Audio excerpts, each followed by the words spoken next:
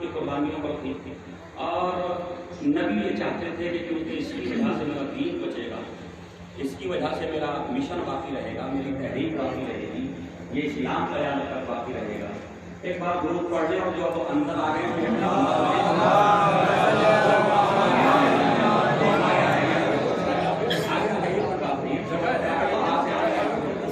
ایک بار سوال پڑھ لیں۔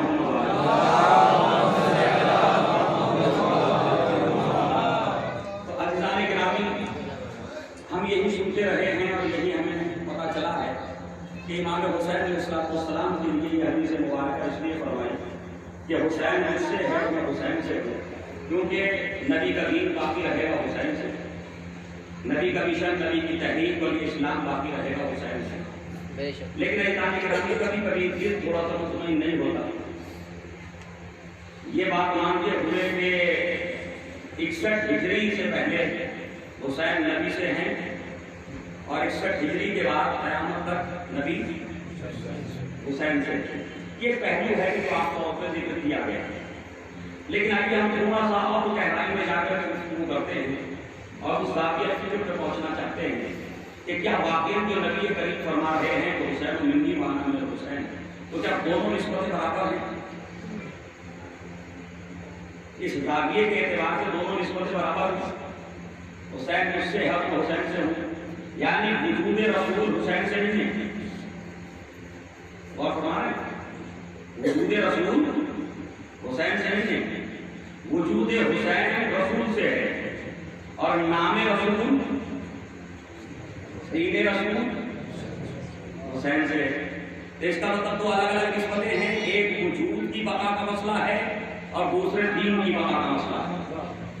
فرمائیں ایک وجود کی بقا کا مسئلہ ہے اور ایک دین کی بقا کا مسئلہ ہے، تو دونوں نسبتیں برابر نہیں ہیں۔ ایک طرف وجود ہی نبی کی وجہ سے ہے، لیکن دوسری طرف نبی کا وجود حسین کی وجہ سے نہیں ہے، بلکہ نبی کا نام، نبی کا کلمہ، نبی کی شریعت، نبی کا اسلام، نبی کا دین وہ حسین کی وجہ سے ہے۔ تو اس کا مطلب یہ کہ نسبتیں برابر نہیں ہیں، اور نبی کریم نے کوئی قید نہیں لگائی کہ حسین مجھ سے ہے اور میں حسین سے ہوں، تو کس معنی میں ہے؟ کوئی قید نہیں ہے کہ کس معنی میں حسین مجھ سے ہے اور کس معنی میں میں حسین سے ہوں، اس کی کوئی شرح نبی کریم نے نہیں فرمائی۔ تو ہم ذرا تاریخ کے اس گوشے میں جانا چاہتے ہیں کہ جہاں نبی کریم کی نظر ہے اور جہاں پر دیکھ کر کے یہ نسبت دے رہے ہیں، یہ دونوں نسبتیں برابر ہونی چاہیے نا۔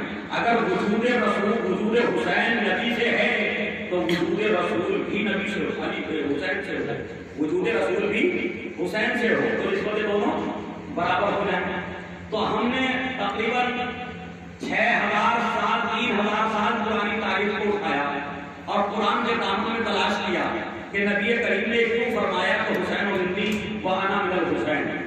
تو ہمیں وہاں قرآن نے بتایا کہ جب ہم نے اپنے نبی، اپنے خلیل کو، ابراہیم کو حکم دیا کہ تم اپنے بیٹے کو ہماری راہ میں، ہماری مرضی کے لیے قربان کرو، اور ابراہیم اس امتحان گاہ میں آ گئے، اس امتحان گاہ میں آ کے بیٹے کو لے کر گئے۔ ہم نے کہا فسلم، تو ابراہیم نے کہا اسلمت لرب العالمین۔ جیسے ہم نے کہا کہ تسلیم کرو تو ابراہیم نے آواز دی میں عالمین کے رب کے لیے اسلام لایا، میں نے تسلیم کیا۔ فلما اسلما تبتہ للجبین، اور جب وہ دونوں مسلمان ہو گئے، عزیزان گرامی بڑے عجیب انداز میں قرآن بیان کر رہا، جب وہ دونوں مسلمان ہو گئے تو کیا پہلے مسلمان نہ تھے؟ کیا پہلے مسلمان نہ تھے؟ نہیں، قرآن بتانا چاہتا کہ ہم مسلمان کسے مانتے ہیں؟ ہم مسلمان اسے مانتے ہیں کہ جب وہ قربان ہونے کے لیے تیار ہو جائے اور نبی قربان کرنے کے لیے تیار ہو جائے۔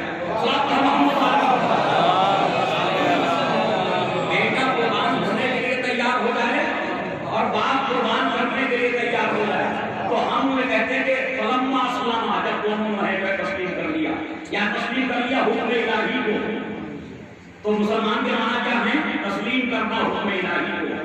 تو مسلمان ابراہیم اسماعیل کو جب کہا گیا، جب انہوں نے اس عظیم قربانی کو پیش کرنے کے لیے سب کو جھکا دیا، بیٹے نے بھی کہہ دیا میں راضی ہوں، باپ نے بھی جو ہے وہ کہہ دیا کہ میں اسے ذبح کرنے کے لیے تیار ہوں، اور دونوں آ گئے زمین، اور پھر ابراہیم نے انہیں گردن کے بل جو ہے وہ ہٹا دیا، زمین کے اوپر رکھ لیا اور گرا لیا، اور اس کے بعد ذبح کرنے لگے۔ ذبح کے جتنے اسباب ہو سکتے ہیں، ایک چھری ہو، ایک وہ ہو کہ جس کو ذبح کیا جا رہا ہے، اور ایک کام عمل میں آنا چاہیے، عمل ہونا چاہیے، وہ کیا کہ چھری گلے میں چلے۔ تو یہ تین ہی کام ہو سکتے تھے، وہ تینوں ابراہیم نے کر لیے۔ جسے ذبح کرنا ہے وہ چھری کے نیچے ہے،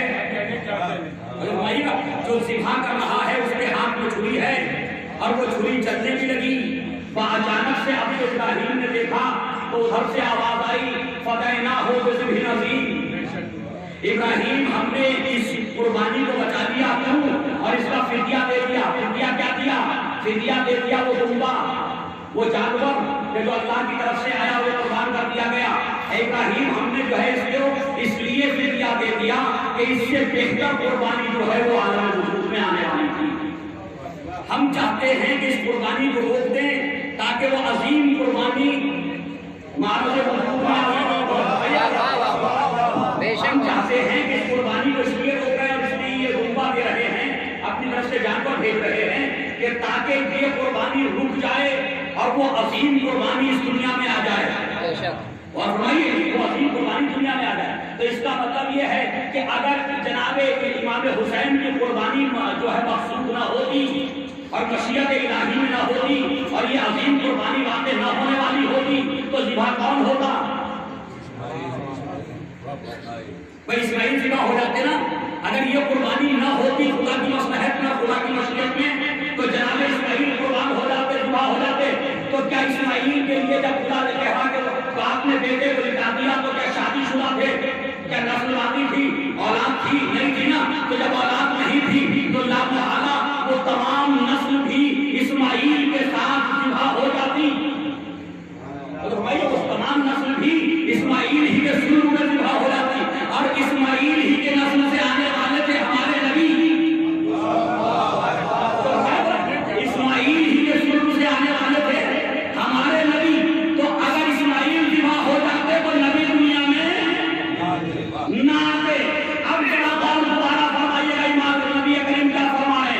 حسین منی وانا من الحسین، میرا وجود حسین کی وجہ سے ہے، حسین کا وجود میری وجہ سے ہے۔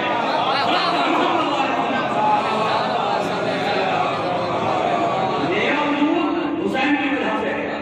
اگر حسین کی قربانی نہ ہوتی تو میں وجود میں نہ آتا۔ بے شک اگر امام حسین کی قربانی مشیت الہی میں نہ ہوتی، منظور خدا نہ ہوتی تو میں وجود میں نہ آتا۔ تو میرا وجود کیوں بچا؟ قربانی امام حسین سے۔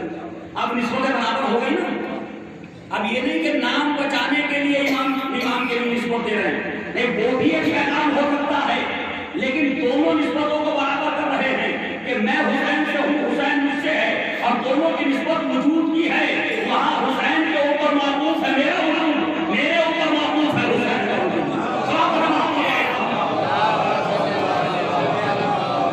دونوں طرف وجود کی بات ہے، دونوں طرف وجود کی بات ہے۔ تو عزیزان گرامی، ابراہیم تیار ہو گئے، اپنے بیٹے کو لے آئے مینا میں، لا کر کے بیٹے کو پٹک دیا، گرا دیا زمین پہ، بیٹا میں تمہیں ذبح کرنا چاہتا ہوں۔ اور خدا کی قسم جسے کہتے ہیں نبوت کو سمجھیے ذرا، ہم نبوت کی منزلوں کو اور مرحلوں کو پہچانتے ہی نہیں کہ نبوت کہتے کسے ہیں۔ باپ نے کہا تھا انی ارا فی المنام انی اذبحک، میرے لال میں خواب میں دیکھ رہے، اور سمجھیے میرے لال میں خواب میں دیکھ رہا ہوں کہ تمہیں ذبح کر رہا ہوں۔ دیکھا کیا ہے؟ دیکھا کیا ہے؟ خواب۔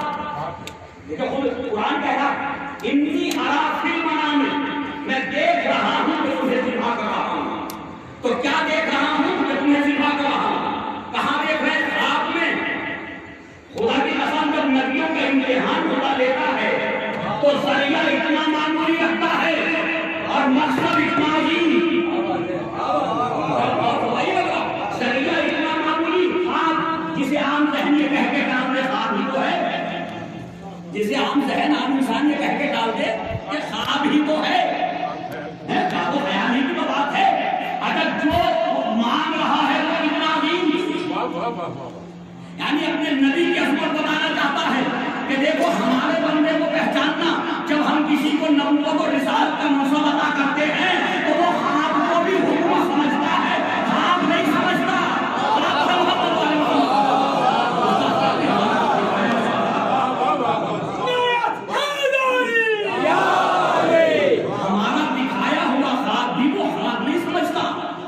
اسے حکم سمجھتا ہے. اور یہ ہے نبوت. اور ذرا سا آ جائیے, میں صدر اول میں لے چلوں آپ کو. ایک خواب ابراہیم نے دیکھا, وہ نبی تھے, آپ کو حکم الہی سمجھا.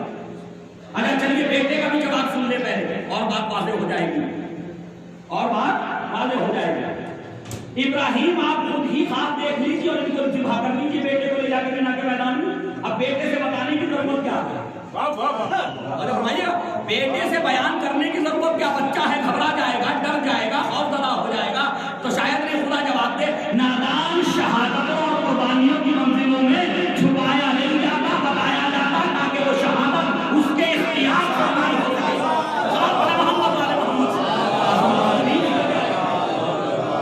عظمت تو تبھی نکل کے آئے گی. یہی ہمارے نوجوان سے بھی سوال کرتے ہیں, ایمان نہیں جانتے تھے؟ تو بھائی بے جانے شہید ہو جانا وہ شہادت کے مرتبے پہ فائز نہیں ہوتا, وہ مرتبہ نہیں ہوتا. بات تو جبھی ہے کہ جانتا ہوتا تو کر دیا جاؤں گا, پھر بھی دین کے حفاظت کے لیے آگے بڑھے.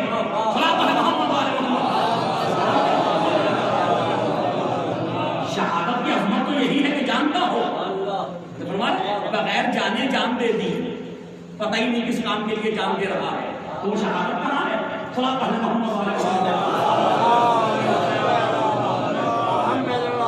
لہٰذا جناب اسماعیل سے پوچھا, یا بنیا ماذا ترى, میرے لال تمہاری رائے کیا ہے؟ لیکن رائے پوچھ رہے ہیں کون؟ خلیل خدا. کس سے؟ ذبیح اللہ سے رائے پوچھ رہے ہیں. تمہاری بیٹا میں تو خواب میں دیکھا نا, اچھا خواب ہی بتایا. باپ نے بیٹے کو یہ نہیں کہا حکم الہی ہے, بیٹے سے ابھی خواب ہی کا ذکر کیا کہ خواب دیکھا. بیٹے نے پوچھا آپ کی رائے کیا ہے؟ تو جواب سنیے گا, جواب آیا افعل ما تؤمر, بابا اس کام کو انجام دے دیجیے جس کا حکم ملا ہے. جس کا حکم ملا ہے, اس کا مطلب نبوت کی عظمت سمجھ میں آئی کہ ایک نبی خواب بتاتا ہے تو تھا وہ بھی حقیقت, لیکن دوسرا نبی اس خواب کو خواب نہیں سمجھتا, اسے حکم الہی سمجھتا ہے. تو ایک خواب تو وہ کہ جب نبی نے دیکھا تو دوسرے نبی نے بتایا کہ یہ حکم الہی ہے. ایک خواب ہمارے نبی کا بھی تھا, بلکہ یوں کہ حقیقت ہمارے نبی کی بھی تھی جسے پریکٹیکل کر کے دکھایا تھا. ایک حقیقت ہمارے نبی کی بھی تھی جسے قرآن نے یوں ذکر کیا, سبحان الذی اسریٰ بعبدہ لیلا من المسجد الحرام الی المسجد الاقصی. ہم لے گئے اپنے بندے کو راتوں رات, اور ہمارے مسجد حرام سے مسجد اقصی کی منزلوں میں لے گئے راتوں رات. تو نبی نے کہا کہ قرآن کہہ رہا لے گئے اپنے بندے کو, لیکن جب آ کر کے نبی نے بتایا تو صحابہ کہنے لگے خواب دیکھا تھا, دوست کہنے لگے خواب دیکھا تھا. اس کا مطلب اتنا فرق تو ہے نبی اور صحابی میں کہ نبی خواب کو بھی حکم الہی سمجھتا ہے اور صحابی حکم الہی کو بھی خواب سمجھتا ہے.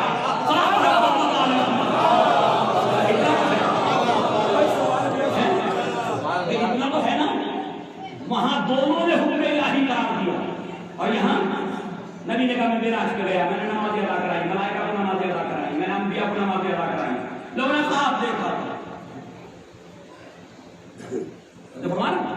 قرآن کہہ رہا کہ سبحان الذی اسریٰ بعبدہ, لے گیا اپنے بندے کو, لیکن سمجھ میں نہیں آتا. کیوں؟ تعجب اس بات میں کہ جب یہ جائیں گے تو ایک مرتبہ جاتے ہوئے آسمان پھٹے, یہ کوئی ارتحام کا مسئلہ ہے کہ ایک مرتبہ جاتے ہوئے آسمان پھٹے اور دوسری مرتبہ پھر آتے ہوئے آسمانوں میں سراخ ہو. تو ابھی پہلے آپ آسمانوں کی حقیقت کو سمجھ لیں. آسمان کو دیواروں کی شکل میں تھوڑی ہے کہ جہاں پھٹنا اور گھٹنا لازم آئے اور ٹوٹنا لازم آئے. اچھا یہ پہلی معراج تھی کیا؟ اگر آسمان پھٹے بھی تو کیا یہ پہلی معراج تھی؟ اس سے پہلے کسی کو معراج نصیب نہیں ہوئی. اگر اس سے پہلے نہ ہوئی ہوتی تو واقعی قابل تعجب, لیکن اس سے پہلے بھی تو نبی معراج پہ گیا نا. جناب عیسیٰ کو جسم و جسمانیت کے ساتھ خدا رب العالمین نے چوتھے آسمان کو اٹھایا نا, چوتھے پہ زندہ ہے نا. تو ساری امت عقیدہ رکھتی چوتھے آسمان پہ زندہ عیسیٰ, تو جب گئے تھے آسمان پھٹے تھے یا نہیں؟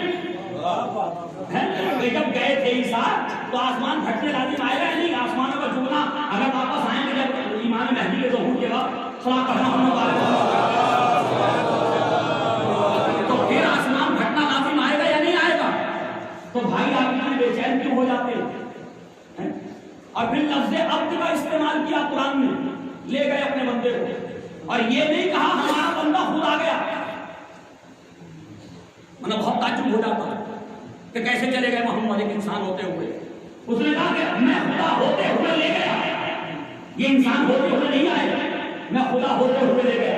ان اللہ علی کل شیء قدیر، خدا ہر چیز کے اوپر قدرت رکھتا ہے، تو وہ لے گیا نہ کہ نبی چلے گئے۔ کیا کہا بے عبدہ ہی، اپنے بندے کو؟ تو کہتے ہیں کہ میرا روحانی ہے، آپ دیکھا جسمانی نہیں ہے، جسمانی طور پہ نبی جو ہے وہ میرا نہیں گئے، آسمانوں پہ نہیں گئے۔ اور روایات بھی آ گئی کہ جو ان سے زیادہ کوئی معتبر ہو نہیں سکتا تھا کہ جو حضور پاک کی جو معراج کا واقعہ وہ اس وقت تو سر مبارک میرے داموں پر تھا، سر مبارک میرے داموں پر تھا، تو آپ بھی دیکھا تھا کہ میرے ساتھ تھے، سر مبارک نبی کریم کو میرا۔ اچھا معراج کہاں سے ہوئی بھائی؟ ذرا بات فرمائیے، معراج ہوئی کہاں سے؟ قرآن میں دونوں یعنی ابتدائی نقطہ بھی بیان کر دیا، اچھی بات ہے نبی کریم نے قرآن مجید میں ابتدائی نقطے کا بھی بیان کیا اور انتہائی مرحلے کا بیان کیا، دونوں کا کیا ایک آیت کے اندر، دونوں کو ایک آیت کے اندر رکھ دیا۔ من المسجد الحرام، مسجد سے نہیں ہوئی معراج، مسجد حرام خانہ کعبہ سے ہوئی معراج، فرمائیے گا مسجد نبوی سے نہیں۔ اس کا مطلب مکے کی زندگی میں معراج ہے، مدینے کی زندگی میں معراج نہیں ہے۔ مکے کی زندگی میں معراج ہے، مدینے کی زندگی میں معراج نہیں ہے، اور مکے کی زندگی میں وہ نہیں ہے جو کہہ رہا میرے کام مکے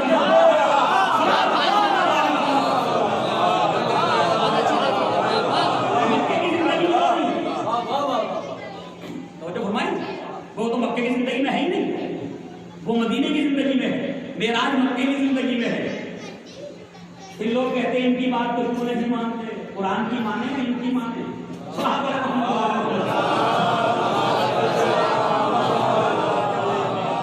عزیزان گرامی بڑے چرچے رہے اس پہلو پر بھی کہ نبی کو معراج روحانی ہوئی یا جسمانی، اور چرچے رہے تاریخ کے اندر، آج تک چلی آ رہی ہے کہ نبی کو معراج روحانی ہوئی یا جسمانی ہوئی۔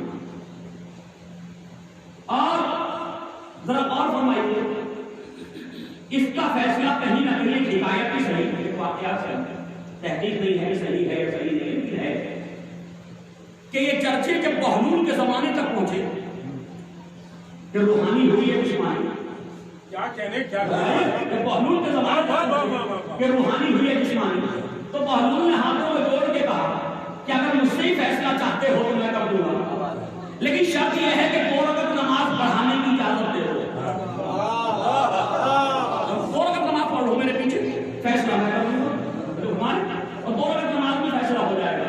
لوگ میں سمجھ پائے کہ 2 رکعت نماز میں فیصلہ کیسے ہوگا؟ اچھا جی وہ تو مجنون تھے، وہ تو دیوانے تھے، تو کیا دیوانہ امامت کر سکتا؟ نہیں کر سکتا، یہ فقہ جعفری کا مسئلہ وہاں کر سکتا، یہ ہمارے یہاں کا مسئلہ فقہ جعفری کا، وہاں کسی بھی صفت کا ہو وہ امامت کر سکتا، لیکن یہ امامت کا مرتبہ بھی بڑا عجیب ہوتا ہے، بڑا عجیب ہے۔ جو امامت کر رہا ہے اور جو پیچھے امامت کی نماز ادا کر رہے ہیں، فطرت ہے انسان کی، خود شرابی ہو تو ہو، امام کو شرابی دیکھنا یہ فطرت ہے کہ وہ جس کے پیچھے نماز ادا کر رہا خود شرابی ہے۔ محمد والے محمد ایسا ہی ہے نا، عزیزان گرامی ان کے یہاں کوئی مسئلہ نہیں تھا، انہوں نے کہا صحیح پڑھا، فیصلہ تو ہو اس کا، پتہ نہیں بہن کیا فیصلہ کریں۔ اب آپ نے جو دیکھا ہمارے یہاں کیا کہ ایک سورہ الحمد کے بعد سورہ فاتحہ کے بعد کوئی بھی ایک سورہ پڑھ سکتے ہیں، ان کے ایسا نہیں ہے، ان کے یہاں پورا سورہ پڑھنا جو ہے وہ واجب نہیں ہے، کسی سورے کی 4 آیتیں پڑھ لیجیے بابا، کسی سورے کی 2 آیتیں پڑھ لیجیے، لیکن میں کوئی اس میں اختلافی مسائل نہیں، بس صرف ایک بات کر رہا ہوں، نہ کسی کے نظریے کو میں غلط کہہ رہا ہوں، صلاۃ پڑھیں محمد والے ان کے یہاں ہمارے یہاں یہ بات ہے، ہمارے نوجوانوں کو، ہمارے بچوں کو، ہمارے بزرگوں کو پتا ہونا چاہیے کہ اگر کبھی ایسا ہو کہ ہم کسی ایسی جماعت میں کھڑے ہو جو ہمارے اہل سنت بھائیوں کی ہو رہی اور وہ پورا سورہ نہ پڑھیں تو تعجب کی ضرورت نہیں ہے کہ ان کے یہاں جائز ہے اور نماز صحیح ہے ان کے. ہمارے یہاں ضروری ہے کہ مکمل سورہ پڑھا جائے، اسی لیے ہم لمبے لمبے سورے شروع نہیں کرتے، وہ مکمل پڑھنا. لیکن ان کے یہاں مکمل نہیں ہے، جتنا دل چاہے پڑھ لو باقی چھوڑ دو، یہ ان کی فرقہ مسئلہ، یہ فقہی مسائل ہے. تو اللہ نے کرام جناب بہلول نے اتنا لمبا سورہ شروع کر دیا. تو دیکھو ہمارا سورہ دیکھیں کتنا لمبا، سورہ اسراء. سورہ اسراء بنی اسرائیل کو نام ہے اس کے، اتنا لمبا سورہ وہ شروع کر دیا. سبحان الذی اسریٰ بروحہ، جیسی کہا سبحان الذی اسریٰ بروحہ، ادھر سے پونیاں مارنے لگے لوگ انہوں نے کہا سبحان الذی اسریٰ بروحہ، پھر گولی ماری پہ آتے ہی تو انہوں نے کہا کہ فیصلہ ہو گیا نا، اگر روحانی ہوتی تو روح جاتی،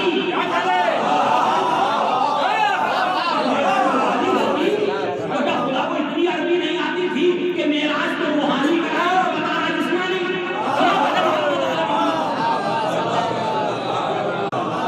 اب اجلان گرامی جناب ابراہیم علیہ السلام نے جناب اسماعیل کو ذبح کرنے کے لیے سارے اسباب مہیا کر دیے. اب قرآن کہتا کہ جیسے ہی ابراہیم نے دیکھا تو کیا دیکھا کہ یہ کنبہ ذبح ہو گیا اور بیٹا بچ گیا، بیٹا بچ گیا. اب لوگ کہتے ہیں شہادت فضیلت ہے اور شہادت میں رونا نہیں چاہیے، فضیلت میں کوئی گریا ہوتا بالکل بجا فرمایا. اور جسے شہادت نہ ملے وہ قابل افسوس ہو گیا. تو جناب اسماعیل نے قربانی دی، اللہ کے راہ میں ابراہیم قربانی دے رہے، قربانی قبول نہیں ہوئی، اسماعیل ذبح نہیں ہوئے. تو کرنا کیا چاہیے امت کو؟ افسوس کرنا چاہیے نا. تو یہ عید کے دن جو ہے وہ خوشی کیوں منا رہے؟ عید کے دن خوشی منا، پتا چلا کہ خوشی اور غم اس لیے نہیں منایا جاتا کہ شہادت یا شہادت نہ ملنے پر، نہ شہادت کے ملنے کا غم ہوتا ہے اور نہ شہادت کے نہ ملنے پر خوشی ہوتی ہے. خوشی اور غم کا تعلق جو حقیقت میں ہوتا ہے وہ جدائی میں ہوتا ہے. وہ ان مصیبتوں پہ ہوتا جو مصیبتیں نازل ہوئی ہیں، جدائی پہ غم کیا جاتا. ورنہ مجھے بتائیے ماں کے سامنے بیٹا زندہ ہے، سفر کر رہا ہے، باہر ملک جا رہا ہے، ماں کے سامنے زندہ ہے، جب وہ سب کر رہی ہے تو رو رہی ہے. سب کرتے وقت ماں بھی رو رہی ہے، بہن بھی گریا کر رہی ہے، بیٹا تم جا رہے ہو. تو یہ جدائی کا غم ہے نہ کہ مرنے کا غم ہے. تو زندہ پہ اگر انسان غم کرے تو کوئی پریشانی نہیں، اور شہادت کے بعد اگر کوئی غم کرے تو وہاں سب کے مسئلے آ جاتے. سلام پڑھے محمد والے محمد. لہٰذا جناب اسماعیل کو ذبح کرنے کے لیے جو ہو سکتے تھے جتنے کام وہ سب کر لیے. اب قرآن نے کہا کہ صدقت یا ابراہیم صدقت رویا، اے ابراہیم آپ نے اپنا خواب سچا کر دکھایا، آپ نے اپنا خواب سچا کر دکھایا. اب مجھے انصاف سے بتاؤ کہ خواب ابراہیم سچا ہوا یا نہیں ہوا؟ کیا تو ذبح ہو گئے اسماعیل، ذبح کر دیا ابراہیم نہیں کیا، تو سچا کیسے ہوا؟ تو سچا اس لیے ہوا کہ ابراہیم نے دیکھا تھا ذبح کر رہا ہوں، یہ نہیں دیکھا تھا ذبح کر چکا ہوں. اور ذبح کر رہا ہوں تو جتنا دیکھا تھا اتنا ابراہیم نے کر دیا. اس لیے آواز آئی کہ ابراہیم تم نے اپنے خواب کو سچا کر دیا. تو قرآن کو کہہ رہا کہ ابراہیم کا خواب سچا ہو گیا. اور ابراہیم کے لیے جگہ اور آیا تھا جناب ابراہیم کے لیے انہ کان صدیقا نبیا، ابراہیم ہمارا سچا نبی تھا. اب آئیے میں آپ کو لے چلتا ہوں مسلمانوں کی سب سے اچھی کتاب، اور میں اسی کے حوالے دیتا ہوں. کیوں؟ اس لیے کہ کسی کتاب کو مانے نہ مانے، ہمارے بھائی اس کتاب کو تو ضرور مانے. صحیح بخاری شریف، وہاں ابو ہریرہ سے روایت ہے. ابو ہریرہ سے روایت ہے کہ نبی کریم نے فرمایا اچھا جب تک روایت کی نسبت نبی کی طرف نہ دی جائے تو قوم مانے گی کیسے؟ تو چاہے جیسی بات ہو نبی سے منسوخ کرو، ایک طریقہ بنا دیا۔ لہذا کہا کہ نبی کریم نے فرمایا ابراہیم لم یکذب قط، یہ جملے روایت میں ابراہیم نے کوئی جھوٹ نہیں بولا۔ تو کون کہہ رہا ہے ابراہیم جھوٹ بولتے تھے؟ اس روایت کے آنے کا سبب کیا ہے بھائی؟ ابراہیم نے کوئی جھوٹ نہیں بولا۔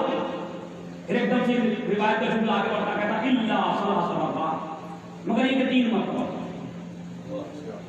کتنی مرتبہ جھوٹ بولا؟ کس نے؟ ابراہیم نے، خلیل اللہ نے، اللہ کے دوست نے، رسول نے، صاحب شریعت پیغمبر نے، ولی اللہ نبی نے کتنی مرتبہ بولا؟ 3 مرتبہ جھوٹ بولا۔ اب بتاؤ قرآن کو مانے یا ان کتابوں کو مانے؟ صلاح محمد والے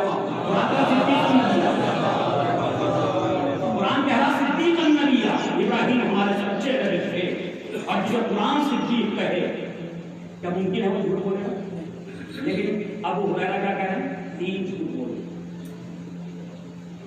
اب وہ جھوٹ کا بھی ذکر موجود ہے بخاری کے اندر کون کون سے، ہمیں اس طرف جانا نہیں چاہتا۔ اب ایک مسئلہ ہے ہمارے یہاں جو ممبروں سے پڑھا جاتا ہے، میں کبھی نبوت و امامت کا موازنہ نہیں کرتا، جس کے جو کمال ہیں وہی بیان کر کے چھوڑ دیتے۔ تو اب وہاں جو ہے وہ جناب ابراہیم علیہ السلام کے لکھا جا 3 جھوٹ بولے۔ قرآن کہہ رہا صدیق نبی کے وہاں۔ تو عزیزان گرامی ایک مسئلہ ہمارے ممبروں میں بھی ہے، اور وہ یہ کہ بیٹے نے کہا بابا آپ اپنی آنکھوں پہ پٹی باندھیں، یہ ہے سنا ہے نا، آپ اپنی آنکھوں پر پٹی باندھیں۔ کیوں؟ کہ جب بیٹے کو آپ ذبح کریں گے تو بہرحال باپ کا دل ہے برداشت نہ کر سکے، اسماعیل کو دوڑتے ہوئے نہ دیکھ سکے، اپنے بیٹے کو دوڑتے ہوئے نہ دیکھ سکے، لہٰذا جناب ابراہیم نے آنکھوں پہ پٹی باندھ دی، آنکھوں پہ پٹی باندھ دی۔ میں تو کہتا ہوں کہ ظاہراً تو اس سے نقص پیدا کرنے کی کوشش کی گئی کہ پٹی باندھ دی، لیکن میں کہتا ہوں کہ اچھا ہوا ابراہیم آپ نے آنکھوں پہ پٹی باندھ دی، بہت اچھا ہوا کہ آپ نے اپنی آنکھوں پہ پٹی باندھ دی۔ اگر یہ آنکھوں پہ پٹی نہ ہوتی تو امامت کے پہلے ہی مرحلے میں الزام آ جاتا، امامت کی پہلی ہی کڑی میں اتہام لگا دیا جاتا، جہاں سے امامت شروع ہو رہی تھی۔ جناب ابراہیم سے شروع ہوئی نا قرآن میں امامت، نبوت تو آدم سے ہے، امامت جناب ابراہیم سے ہے۔ انی جاعلک للناس اماما، ابراہیم ہم تمہیں لوگوں کا امام بنائیں گے۔ تو جہاں سے امامت شروع ہو رہی تھی اگر پٹی نہ باندھتے تو وہیں امامت میں الزام آ جاتا، سب سے پہلی کڑی امامت کی وہیں ہو جاتی۔ لہٰذا جناب ابراہیم نے کہا لو میں پٹی باندھے لیتا ہوں، اور جب پٹی باندھی تو مجھے پتا نہیں ہے کہ چھری جو ہے وہ اسماعیل پہ چل رہی ہے یا بمبے پہ چل رہی ہے، ورنہ وہ ابو ہریرہ جو یہ کہہ سکتا کہ 3 جھوٹ بولے، وہ ابو ہریرہ یہ بھی روایت نقل کر دیتا کہ نبی نے فرمایا جب تک اسماعیل لیٹے رہے ابراہیم سے چھری نہ چل سکی، جیسے ہی دیکھا کہ تم آ گیا تو ابراہیم نے چھری چلا۔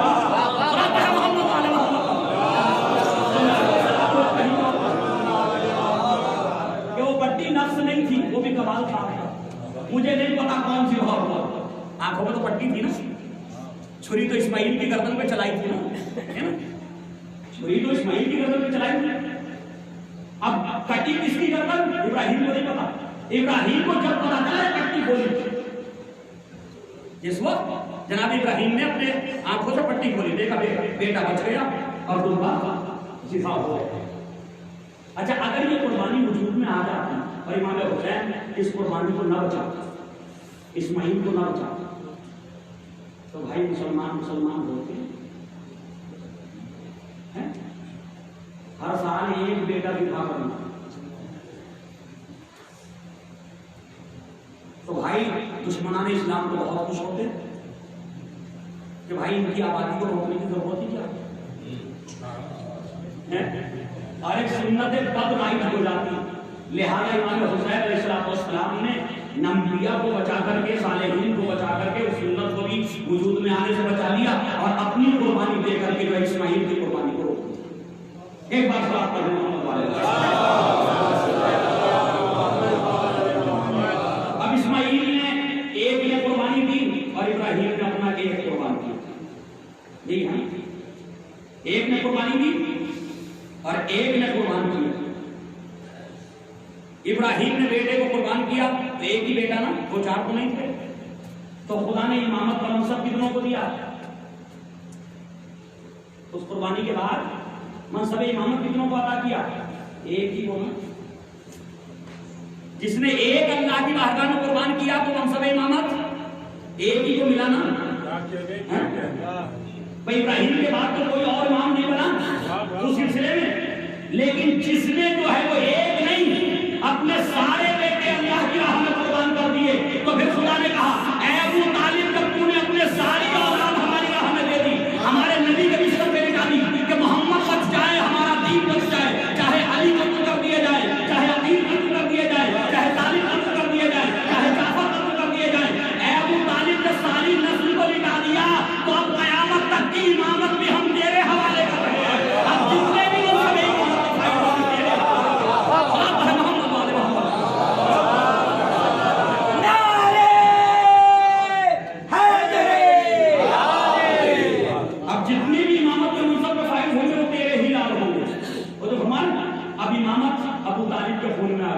نسل ابو طالب میں آ گئی. اور عزیزو ابو طالب کیا کہنا ابو طالب کا، کس نے کہہ دیا کہ ابو طالب کے کفر پہ گفتگو ہے؟ یہ تو کسی کو پتا بھی نہ تھا. سب کچھ بتاتے تو ہم ہی ہیں، سچ فرمائیں سب کچھ بتاتے تو ہم ہی ہیں، ورنہ کون جانتا تھا کہ ابو طالب کے کفر پہ گفتگو ہو رہی ہے؟ بخاری کے اندر ایک روایت تھی، صرف ایک روایت، لیکن اسے اتنا پڑھا گیا کہ دوسروں کو بھی پتا چلا کہ یہ روایت ان کے یہاں موجود ہے، کیونکہ ان کی روایت کو بھی ہم ہی بتاتے کہ یہ تمہارے یہاں موجود ہے. صحابہ محمد والے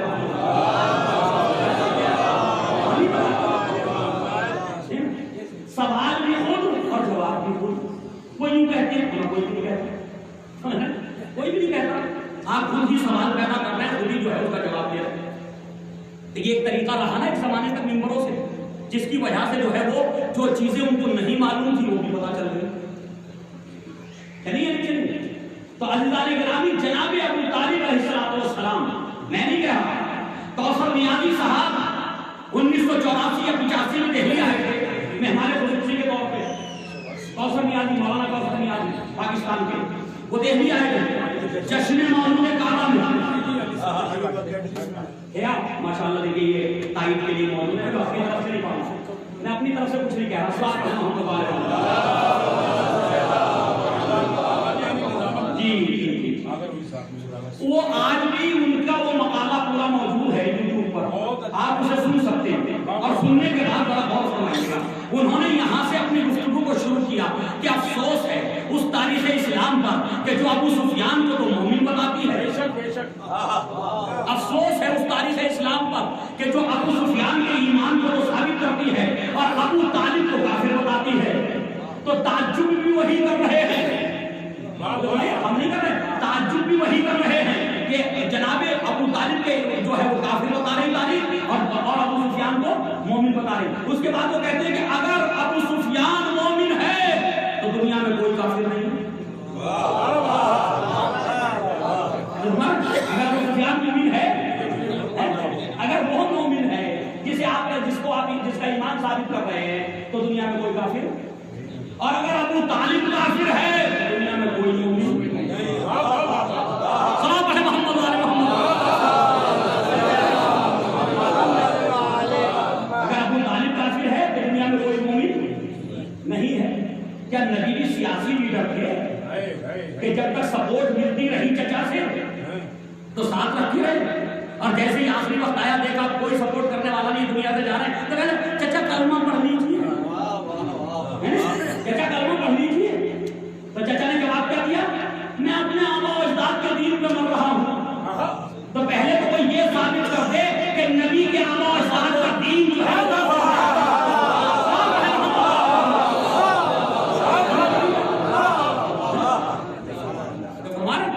پہلے یہ ثابت کر دیجئے کہ نبی کے آبا و اجداد کا دین کیا ہے. تو کیا کہا میں اپنے آبا و اجداد کے دین پہ مر رہا ہوں؟ تو کیا غلط کہا ابو طالب؟ بھائی وہی دین تو عبد المطلب کا تھا، اسی کو دنیا سے جا رہے ہیں. ابو طالب کیا دین ہے عبد المطلب کا؟ کیا دین ہے کہ جس کی آواز پہ قرآن خداوند عالم لبیک کہا، ابرہا نے کہا کہ تم اونٹ لینے آئے ہو، خانہ کعبہ کا کوئی خیال نہیں، تم اپنے اونٹ کے لیے آگے، اپنے اونٹوں کے لیے آگے، خانہ خدا کا کوئی خیال نہیں، ایک مرتبہ کا اونٹ میرے ہیں، اس کی حفاظت میری ذمہ داری، اس کا بھی کوئی ہے، وہ اپنے گھر کی خود حفاظت کرے گا۔ تو کہہ دیا تھا روا روی میں، خداوند عالم نے کہا عبد المطلب جب تمہاری زبان سے نکل ہی گیا ہے کہ ہم اپنے گھر کی حفاظت خود کریں گے، تو دیکھو ایسے حفاظت کریں گے تعصب معقول کہ ان ہاتھیوں کو سواروں کو بھوسا چپائے ہوئے بھوسے میں تبدیل کر دیں گے۔ ابابیل کے ذریعے سے ابابیل کے ذریعے سے حفاظت کی یا نہیں کی؟ ابابیل کے ذریعے حفاظت یعنی باقی رکھا، اپنے گھر پہ نہیں رکھا، حفاظت کی یا نہیں کی؟ لیکن کس کی آواز پہ لبیک کہہ رہے؟ ابو طالب۔ اتنا توکل تو ہو، اتنا بھروسہ تو ہو اپنے اللہ پہ کہ جب اس کا گھر ہے تو وہ بچا دے گا۔ تو عزیزان گرامی، جناب ابو طالب علیہ السلام کے لیے جو کچھ بھی کہا گیا وہ اس میں زیادہ تر جو ہے وہ ہمارے اس سے ہوا تاریخ سے، ورنہ ایک روایت صرف وہاں پر ہے، اس سے زیادہ کی روایت نہیں۔ اگر اپنے انصاف سے رکھنا، امت مسلمہ میں کتنی رسمیں ہیں اس وقت؟ اور فرمائیے دینی مراسم کتنے اس امت کے پاس؟ بچہ پیدا ہوا 7 دن عقیقہ، ایسے ہی ہے 8ویں دن عقیقہ ہوگا۔ اچھا اور تھوڑا سا بڑھا، تھوڑا اور بڑا ہوا تو اب کیا ختنہ ہوگی؟ وہ بھی اسلامی رسم ہے، ختنہ کیوں ہو رہی؟ مسلمان ہو جائے۔ اور بڑا ہوا تو آپ بسم اللہ مولانا کے پاس جاؤ، بسم اللہ بسم اللہ ہو جاؤ۔ اور بڑا ہوا تو تربیت نماز، تمرین نماز، پھر ایک روزہ بھی رکھواؤ اس سے، چاہے پوری زندگی رکھے یا نہ رکھے، چاہے پوری زندگی روزہ رکھے، پوری زندگی چاہے روزہ رکھے، ایک رکھواؤ۔ اور جب وہ روزہ رکھ لے تو سارے خاندان والوں کو جمع کرو، محلے والوں کو بلاؤ، دوستوں کو بلاؤ، خوشی ہے آج ہمارے گھر میں، کیوں؟ ہمارے بیٹے نے پہلا روزہ رکھا۔ تو جب ہوئی تو روزہ کشائی کی پارٹی ہونے لگی، ہو رہی نہیں ہو رہی؟ روزہ کشائی کی پارٹی کتنا اچھا ہوتا کہ جس دن آپ روزہ رکھتے اس دن خوشی مناتے، جس دن آپ نے رکھا ہوتا۔ اچھا بیٹے کے روزہ رکھنے پہ خوش ہے، اور ماں باپ سے پوچھو آپ بھی روزے نہیں ہوا، بیمار ہو گئے، طبیعت صحیح نہیں تھی۔ اچھا جس پہ واجب نہیں تھا اسے رکھوا کے خوش ہو رہے ہو؟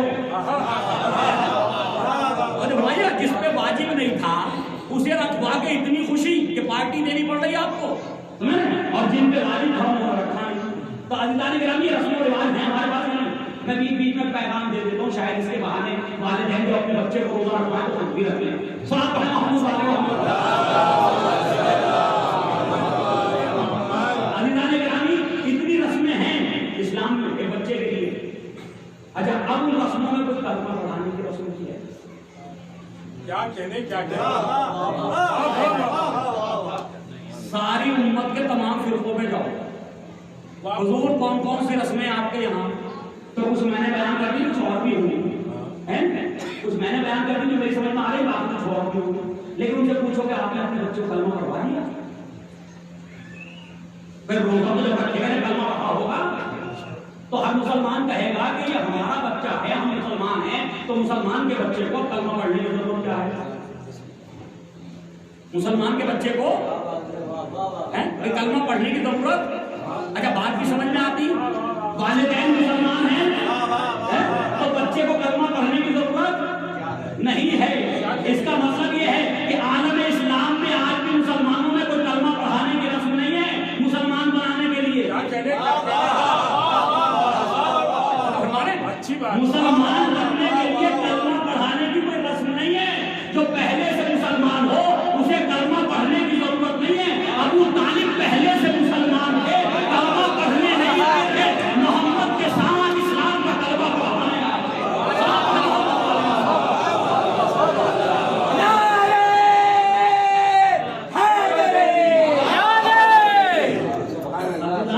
کلمہ پڑھنے نہیں آئے تھے، کلمہ پڑھوانے آئے تھے، پڑھوایا نہیں پڑھوایا۔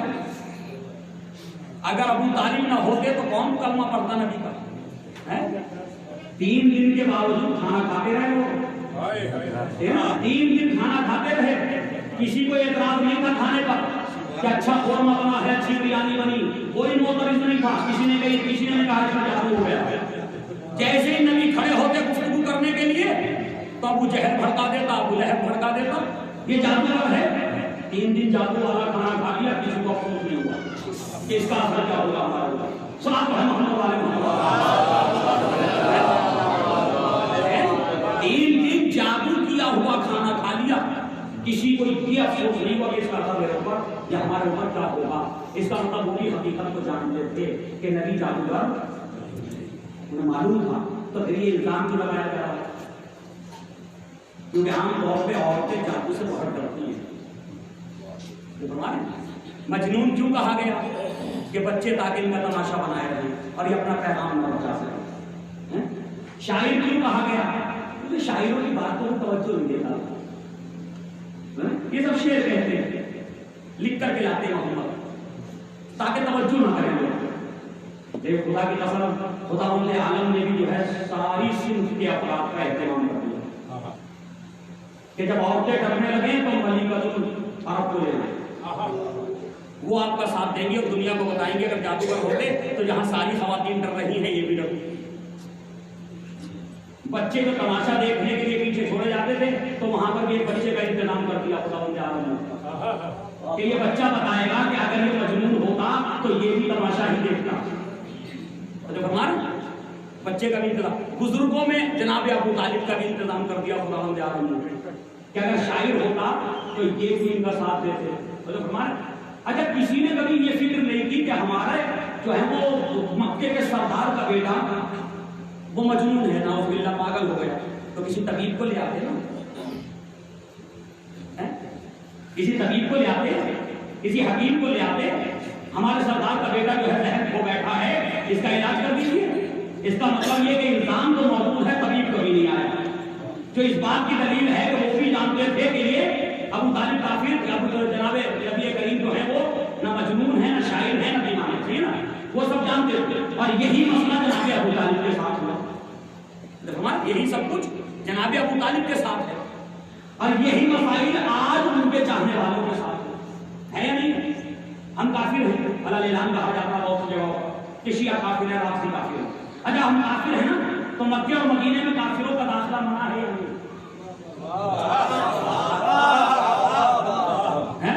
مکے اور مدینے جیسے مقدس شہروں میں کافروں کا داخلہ، مشرکوں کا داخلہ منع ہے نا. اور کافر ہمیں کہہ کون رہا ہے؟ وہی جو حرم کا محافظ ہے. اور نہیں فرمایا آپ نے، جو کافر کو کافر بتا رہا ہے وہی حرم کا، حرمین کا وہی محافظ ہے. تو بھائی روکا کس نے آپ کو؟ ہمیں روک دیجئے، ہم کافر ہیں، ہم مشرک ہیں، نہ حج کرنے دیجیے نہ عمرے پہ جانے دیجیے. لیکن اعزان گرامی وہ بھی جانتے ہیں کہ حقیقت کچھ اور ہے. یہاں کافر کا داخلہ ممنوع ہے. یہ ہر سال آتے ہیں، ہم ویزا بھی دیتے ہیں، ہم ان کو جو ہے اجازت بھی دیتے ہیں، ان کی حفاظت کا انتظام بھی کرتے ہیں. تو پتہ چل رہا ہے کہ یہ سیاسی نعرے ہیں کہ جس میں ہمیں کافر کہا جا رہا ہے. اور یہی سیاسی نعرے ابو طالب کے لیے تھے، یہی سیاسی نعرے نبی کریم کے لیے تھے. سیاست کے علاوہ کچھ نہیں ہے. جو ہمیں کافر بتا رہا ہے وہ ہمارے اسلام کو بھی مان رہا ہے، ہمیں حج کی بھی اجازت دے رہا ہے. ہمیں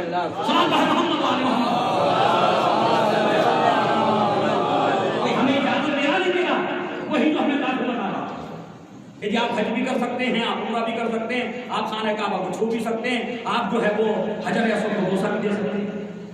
تو شیعہ جا رہے ہیں نہیں جاتے؟ ہر سال حج عمرہ جاتے ہیں، عمرے پہ جاتے نہیں جاتے؟ تو بھائی جب کافر ہیں تو آپ ایک پردہ فائدل کر لیجیے اس بات کو. اور پھر امام حسن مصطفیٰ نے تو شرط رکھ دی تھی صلح نامے میں کہ جس طرح تمام مسلمان کلمہ وہ مسلمان ہے ویسے ہی حضرت علی کے چاہنے والے بھی مسلمان رہے. ان کے اسلام میں جو ہے تسلیم کیا جائے گا، انہیں کافر نہیں کہا جائے گا، ان کے قتل و غارت نہیں کی جائے گی. اور وہاں تسلیم بھی کر لی، شرط تسلیم بھی کر لیا میرے سامنے. تو جب تسلیم کر لیا کہ یہ مسلمان ہیں تو وہ دوسری مرتبہ کون سا جرم تھا ان کا جس کی وجہ سے یہ اسلام سے نکل گئے کافر ہو گئے؟ وہ جرم تو بتائیے. بھائی وہی جرم تھا، ایک ہی جرم تو آج تک چلا رہا کہ امیر شام کے زمانے میں بھی ہم اس لیے قابل قبول تھے کیونکہ ہم علی کے چاہنے والے ہیں. کافر بتائے جا رہے ہیں کے چاہنے والے ہیں، تو جرم تو وہی ہے جب باپ نے ہمارے اسلام کو قبول کر لیا تو بیٹوں کو قبول کرنے میں کون سی پریشانی ہے؟ صلاۃ پڑھیں محمد والے محمد۔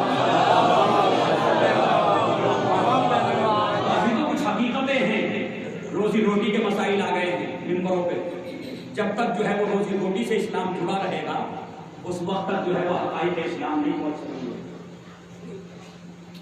ہر ممبر پہ آنے والا میں نے صبح بھی کہا تھا دوسرے کو کافر بتایا اور اپنے آپ کو مسلم بنانا، کہتا میں مومن ہوں اور باقی سب کافر ہیں۔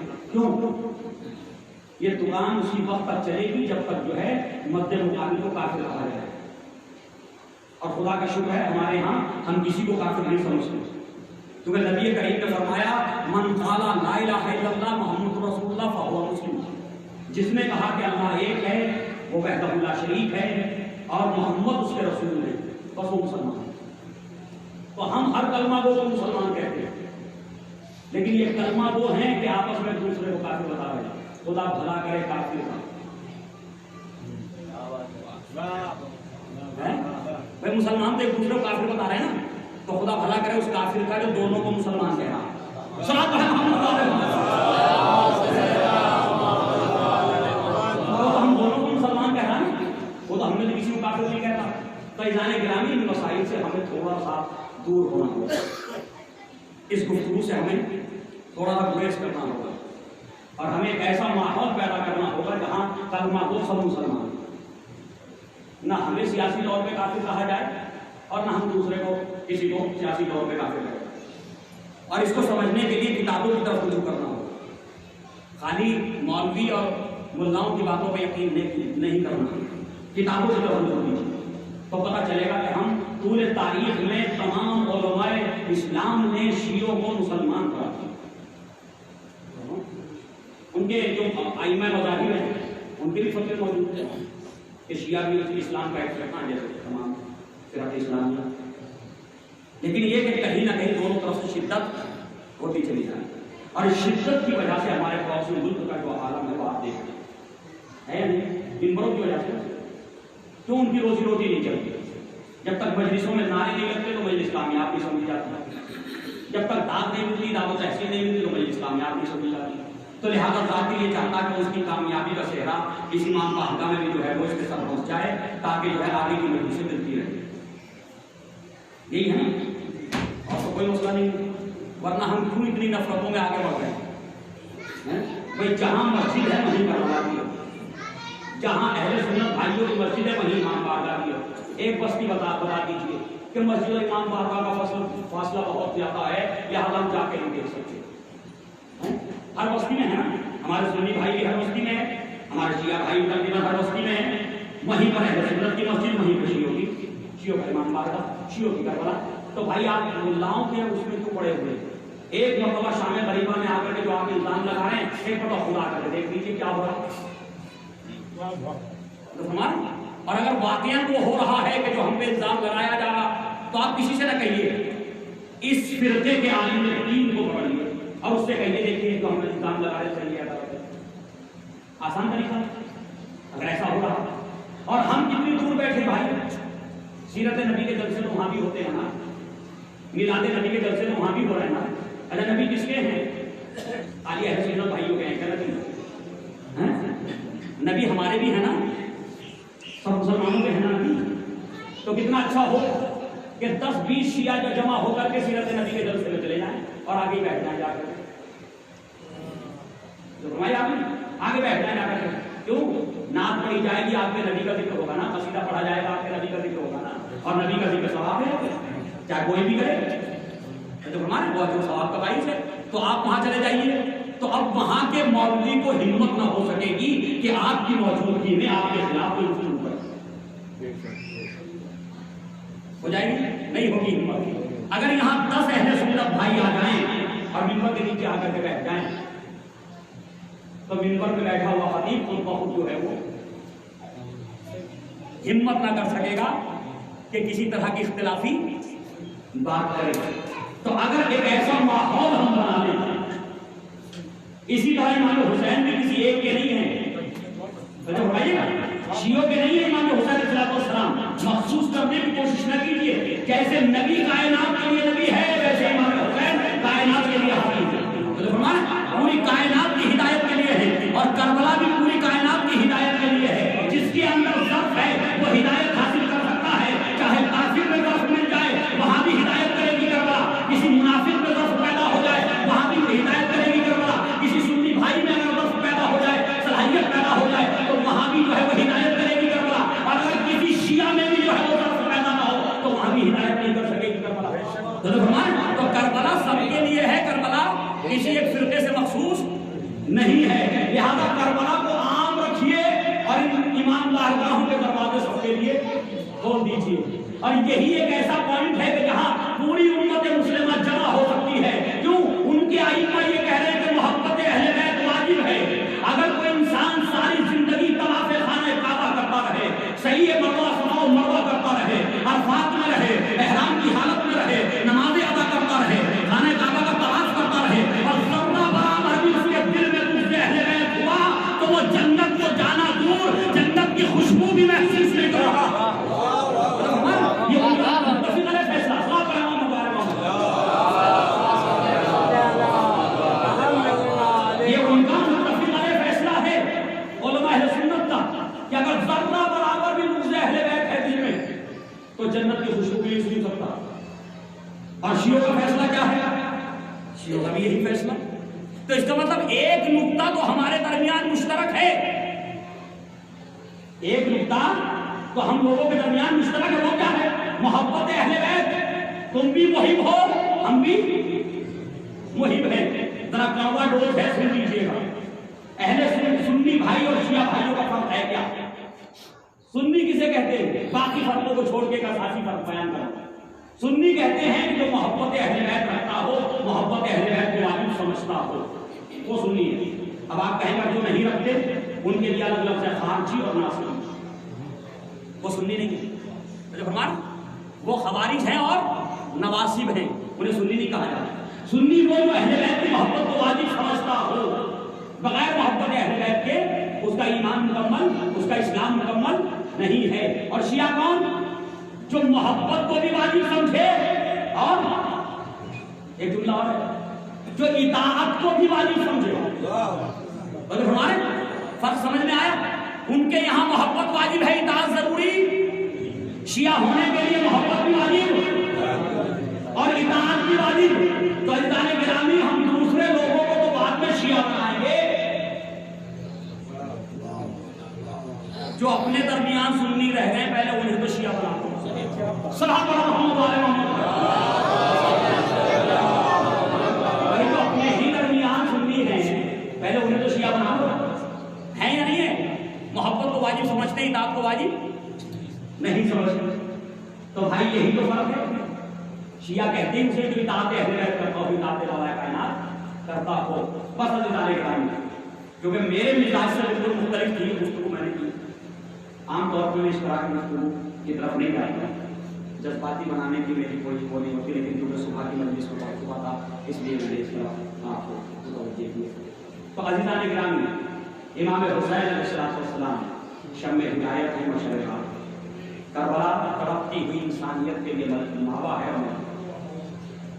ایک ہی امید ہے اس انسانیت کو، اور وہ ہے کربلا سے، اور وہ ہے کربلا والوں سے۔ کیونکہ کربلا والوں نے پورے تاریخ میں یہ ثابت کر دیا ہے کہ جب بھی کہیں ظلم ہوگا تو یہ ہمیشہ مظلوم کے ساتھ کھڑے ہوں گے۔ ایسے ہی ہے، یہ ہمیشہ مظلوموں کے ساتھ ہوں گے، کمزوروں کے ساتھ ہوں گے، یہ ظالموں کے خلاف ہوں گے۔ اس بات کو ہم نے ثابت کیا پورے تاریخ میں۔ لہذا آج پوری دنیا ہماری طرف دیکھتی ہے کہ یہاں سے کوئی انقلاب آئے تو تہران ہو کر مشرق وسطی کا چلنے والا۔ علامہ اقبال نے کہا کہ اگر تہران اس مشرق وسطی میں جو ہے وہ لیڈرشپ لے لے اور وہ رہنمائی کرے تو شاید اس خطے کی تقدیر بدل جائے۔ تو کیوں؟ اس لیے کہ وہ بھی جانتے تھے کہ صرف یہی وہ لوگ ہیں جو ظلم کے خلاف کھڑے ہو سکتے ہیں۔ اور ڈاکٹر اسرار احمد نے امام خمینی رضوان اللہ علیہ کی تعریف کرتے ہوئے بتا کرتے ہوئے، وہ بھی یوٹیوب پہ موجود ہے، ڈاکٹر اسرار احمد بہت متعصب عالم اہل سنت تھے، لیکن وہ یہ کہتے ہیں کہ کربلا تو پوری انسانیت کے لیے تھی اور بالخصوص امت مسلمہ کے لیے تھی، لیکن کربلا سے مسلمانوں نے کوئی فائدہ نہیں اٹھایا۔ اگر عملی فائدہ کسی نے اٹھایا تو امام خمینی نے۔ اگر کربلا کا عملی فائدہ کسی نے اٹھایا، پریکٹیکلی طور پہ اگر کربلا کو کسی نے سمجھا تو امام خمینی نے سمجھا۔ تو عزیزان گرامی، کربلا اگر ہماری سمجھ میں آ جاتی تو ہم وہاں نہ ہوتے جہاں ہیں، اور جن کی سمجھ میں آ گئی وہ وہاں نہ رہے جہاں ہیں، وہ وہاں نہ رہے۔ آج پورا جو ہے عالم بشریت دیکھ رہا ہے کہ چھوٹا سا ملک سپر پاور کے مقابلے میں آگے کھڑا ہو گیا ہی ہو گیا۔ مٹھی بھر افراد سپر پاور کو للکار رہے ہیں، انہیں بتا رہے ہیں کہ یہ سر کٹ تو سکتے ہیں، جھک نہیں سکتے۔ کیوں؟ ان کا مالک حسین ہے، ان کا مالک کربلا ہے، ان کا مالک کوئی دنیاوی حکومت نہیں ہے۔ تو عزیزان گرامی، ہمیں بھی اپنے آپ کو تھوڑا سا بہتر بنانا ہوگا، کردار کے منزل میں، سماج کے حوالے سے، معاشرے کے حوالے سے کربلا کو اپنے اندر اتارنا ہوگا۔ اور یہ کہاں سے شروع ہوگا کہ جب میرے معاشرے میں کوئی ظلم کرے تو میں مظلوم کا حامی بنوں، ظالم کا۔ اسے ہمیں یہاں سے شروع کرنا ہوگا، نہ خود ظلم کروں اور نہ کسی ظالم کا ساتھ دوں۔ اگر یہ معاشرہ تشکیل پا گیا تو میں سمجھتا ہوں کہ ایک ایسا معاشرہ بنے گا کہ جہاں کسی کا استعمال نہیں ہوگا، جہاں سب کے حقوق محفوظ ہو جائیں گے۔ بس عزیزو، کربلا حقوق کی حفاظت کرنا۔ امام حسین علیہ السلام نے اتنی عظیم قربانیاں پیش کر دی۔ کربلا کا واقعہ نہ صادقین میں کوئی مثال ہے اور نہ آنے والی انسانیت کے پاس اس کی کوئی مثال ہو۔ ایسی ایسی قربانیاں کہ جس قربانی کے بارے میں آپ تھوڑی دیر کے لیے سوچیں تو آپ جو ہو طرف بے ساختہ اپنی آنکھوں سے اشک جاری ہو جس طرف میں۔ کیا ہم شبیہ رسول جناب علی اکبر کو معمولی ذات کا نام ہے کہ جس کو فروخت رسول سجا کر کے مقتل میں تلواروں کے حوالے کر دیں، تیروں میں بھیج دیں، نیزوں میں بھیج دیں؟ اس کا مطلب اگر اکبر کو سجا کے مقتل میں بھیجا جا رہا تو جس کے لیے بھیجا جا رہا وہ کتنا ہے، وہ مقصد کتنا ہے، یعنی قربانی کی اہمیت کو سمجھیے اور پھر مقصد کی اہمیت دیکھیے۔ ثانیہ حیدر کرار جناب عباس اگر وہ مقتل میں جا رہے ہیں، ان کے بازو جو ہے وہ شانے بجانے کے لیے تیار ہو گئے کہ بھائی جاؤ، تو اس کا مطلب کہ جناب عباس کے اگر قربانی دے رہے ہیں تو وہ دین کتنا ہے۔ جناب قاسم کہ جس کے لیے دشمن کا راوی کہتا ہے کہ یہ بچہ جب خیمے سے نکلا اور پہلی نظر میری اس شہزادے پہ پڑی تو مجھے ایسا لگا جیسے چودھویں کا چاند زمین کو، جیسے چودھویں کا چاند، اور میرا حلم اتنا مسلم جیسے چودھویں کا چاند زمین کو اتر آیا۔ عزیزان گرامی، مجھے نہیں پتا جو دشمن کی نظر میں اتنا حسین و جمیل ہو وہ خوبیوں کی نظر میں کیسا ہوگا، وہ ماں کی نظر میں کتنا حسین و جمیل ہوگا، وہ بہنوں کی نظر میں کیسا ہوگا۔ عزیزوں، اس کی مصیبت پڑ گئی۔ اور وہی قاسم کہ جن کو امام اجازت دینا نہیں چاہتے، الگ الگ شہدا کی الگ الگ خصوصیتیں بیان کی تاریخ میں۔ جناب علی اکبر کی خصوصیت یہ کہ سب کو رخصت کیا لیکن اپنی جگہ کھڑے رہے، جب اکبر کو رخصت کیا تو اپنی جگہ کھڑے رہ سکے، اکبر کے پیچھے پیچھے چلے۔ جناب قاسم کی خصوصیت یہ کہ اتنا اپنے گلے سے لگا کے کسی مجاہد کو نہیں روئے، اتنا گریا کسی مجاہد کو لگا کے نہیں کیا۔ یہ خصوصیت جناب قاسم کی، جتنا گریا اپنے اس بھتیجے کو سینے سے لگا کے کیا کہ تاریخ میں روایات ہیں کہ قاسم بھی رش کھا کے گر گئے اور میرے مولا کو بھی رش کھائی گئے، اتنا گریا کیا۔ بار بار مدینے میں کرتے تھے، آواز دیتے بھیا حسن کاش آپ موجود ہوتے، اے بھیا کاش آپ موجود ہوتے، اور قاسم کو ہمیشہ میرے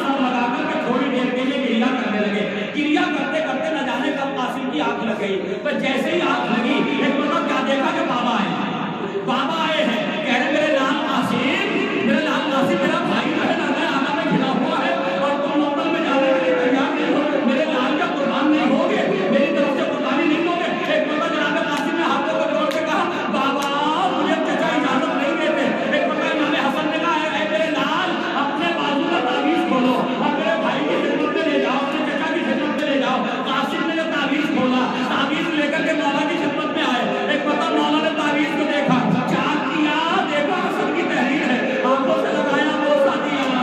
اب جو خط کو پڑھنا شروع کیا, میرے مولا کی آنکھوں سے اشک بہتے جاتے ہیں, خط پڑھتے جاتے ہیں. اے میرے مظلوم بھائی حسین, اے میرے مظلوم بھائی حسین, ارے جب آپ کربلا میں گھرے ہوں گے یہ حسن تو موجود نہ ہوگا.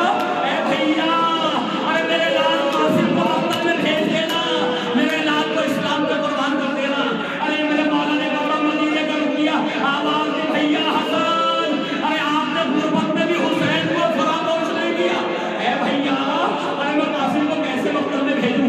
عامل مقتل کے لیے روانہ ہونے لگے ہیں تو تاریخ کہتی ہے کوٹا تھا خالی, کوئی ایسی زنا نہیں تھی کہ جو جناب قاسم کے جسم پہ جو ہے بات کرتی. کوئی زنا نہیں تھی. عام طور پہ جو مجاہد جاتے تھے کربلا کے میدان میں زنا پہن کے جاتے تھے, کیونکہ زنا تلواروں سے حملوں سے جو ہے وہ حفاظت کرتی تھی. لیکن خالی کرتا پہنے ہوئے, اور یہ شہزادہ اتنا کمسن تھا کہ اس کے پیر گھوڑے کی رکاب تک نہیں پہنچ رہے تھے, گھوڑے کی رکاب تک نہیں پہنچ رہے تھے. حمید بن مسلم کہتا کہ بچے کے پیر گھوڑے کی رکاب تک نہیں پہنچ رہے تھے. اور میں دعا کر رہا تھا میرے معمول کوئی اس بچے کے نیزہ نہ لگائے, کوئی شہزادے کا تلوار نہ مارے. ارے اگر یہ بچہ دنیا سے چلا گیا, یہ قتل کر دیا گیا, تو اس کی ماں زندہ نہ رہ سکے گی. ہاں جی وہ تعلیم کہتی جناب قاسم آئے مقتل میں, آنے کے بعد جنگ کرنا شروع کی. ارے جنگ کرتے کرتے وہ وقت بھی آیا جس نے ساتھ میں کہا اے ارزق شام کا ایک پہلوان تھا, وہ اپنی پہلوان, اے ارزق جاؤ جا کر اس بچے کا کام تمام کر دے. ارزق نے کہا میرے لیے ننگو آگ کی بات ہے کہ میرے جیسا بہادر اور اس بچے کے مقابلے میں جائے. میرے 4 بیٹے موجود ہیں, ان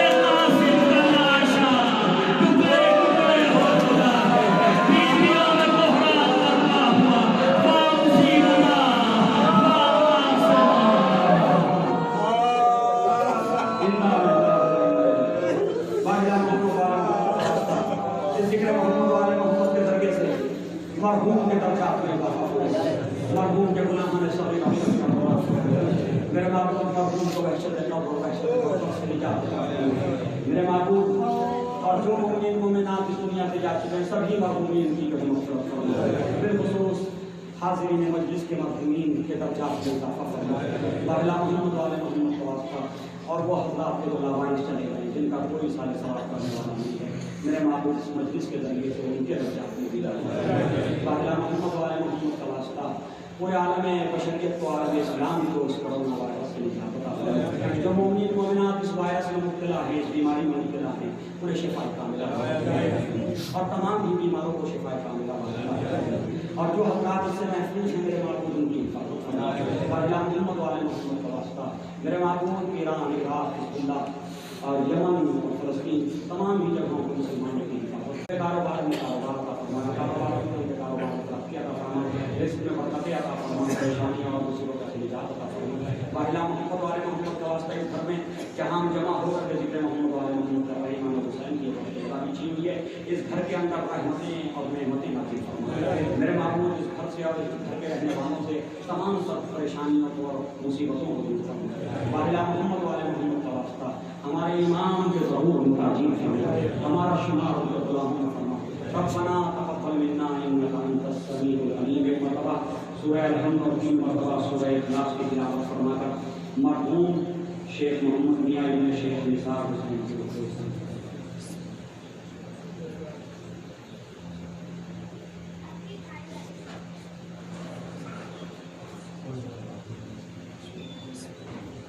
Por favor.